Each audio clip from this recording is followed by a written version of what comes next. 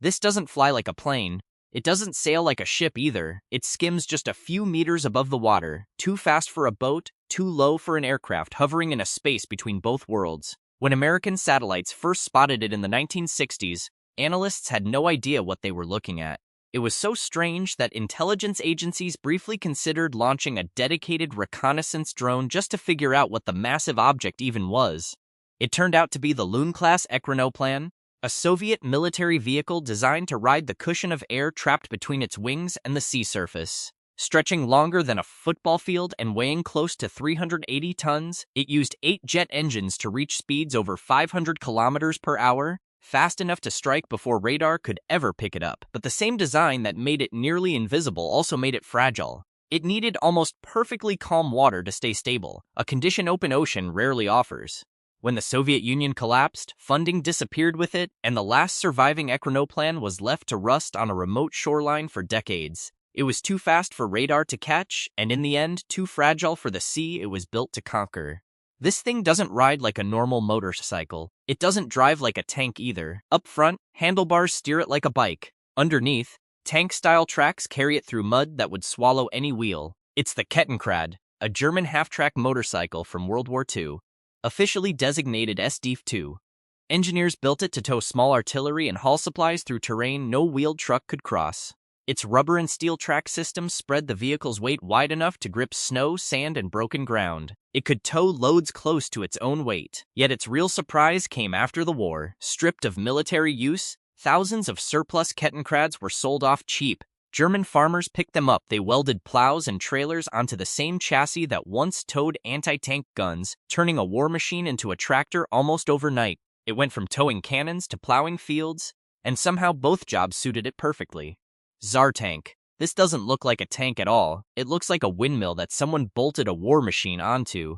Its 2 wheels rise higher than a house, spinning slowly on either side of a boxy hull, while a tiny third wheel trails behind like an afterthought. It's the Lebedenko tank, a Russian design from World War I meant to roll straight over trenches and shattered ground. The logic seemed sound. Giant wheels, roughly 9 meters across, could climb obstacles that would stop any tracked vehicle cold. During testing, one of those wheels snapped a full-grown birch tree like a twig. But engineers had underestimated one detail: weight distribution. Nearly all of the machine's almost 60 tons sat behind the wheels, crushing down on that small steering roller at the back. The moment it hit soft ground, the rear wheel sank in and stayed there. 2 powerful engines couldn't pull it free. It was built to crush trenches, and instead, a single patch of mud crushed it. The Duck. From the front, it looks like any other military truck rolling down a dirt road.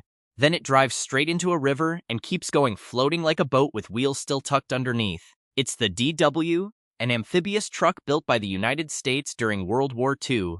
Its hull was shaped like a boat, sealed watertight, with a propeller mounted at the back for when the wheels lost contact with the ground. On land, it hauled ammunition and supplies like any standard truck. In water, it ferried troops across rivers and unloaded cargo straight from ships offshore without needing a dock at all. Beach landings were its real specialty, driving out of the surf and straight up onto sand without stopping. It never had to choose between being a truck or a boat, because it was built to never have to. Nelly. This doesn't look like a weapon at all. It looks like an oversized excavator parked in a field, quiet, slow, almost boring to watch. There's no gun barrel, no turret, nothing that screams war machine. It's the Cultivator No. 6, a secret British trench-digging tank built during World War II. The idea, according to surviving records, was strange but calculated. Instead of fighting, this machine was meant to dig its own tunnel underground, unseen, and surface close enough to enemy lines to matter. Reports describe it weighing around 130 tons and stretching longer than half a football field. Once it finished digging, its own body was said to double as a ramp, letting troops climb up out of the trench it had just carved. Only a handful were ever completed before the plan was scaled back entirely. It wasn't built to fight. It was built to disappear into the ground and let the fight come to it. The Airport Guardian. From a distance, it looks like something the military would deploy: low, armored, aggressive, built for a battlefield rather than a runway. It's the Rosenbauer Panther, an airport crash and rescue fire truck used at major airports worldwide. Underneath that armored look sits an engine pushing around 700 horsepower, enough to launch a vehicle weighing tens of tons from a standstill to highway speed in under 30 seconds. Some airports have clocked full emergency response, alarm to arrival, in under 3 minutes across an entire runway system. Its cabin is crash-tested, built to survive impacts most road vehicles never face. Because when a plane catches fire, there's no time for a truck that hesitates. It looks ready for war, but its only enemy is the clock. The steel ball, this doesn't look like a vehicle. It looks like a giant metal orb someone left sitting in a field, no wheels, no tracks, just a smoothed, curved shell with a narrow slit near the front. It's the Kugelpanzer, a German one-man tank built sometime during or before World War II. Its two curved outer shells rotated around a fixed inner cabin, rolling the entire vehicle forward while the driver stayed upright inside. A single machine gun poked through that narrow slit, and the armor covering it all was barely a few millimeters thick, thin enough to suggest it was never meant for direct combat. Almost nothing about its actual missions survived. Only one confirmed example still exists today, sitting in a museum, offering more questions than answers. Nobody fully knows what it was built to do, only that somebody built it anyway.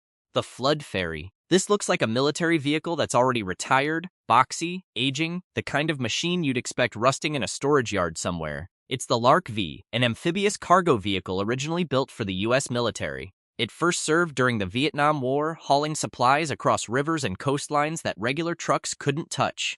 Once its military service ended, most units were scrapped or sold off as surplus. But according to reports, several were picked up by the Philippine Red Cross and rebuilt into disaster relief vehicles, wading through flooded streets to deliver medical supplies and carry stranded residents to safety.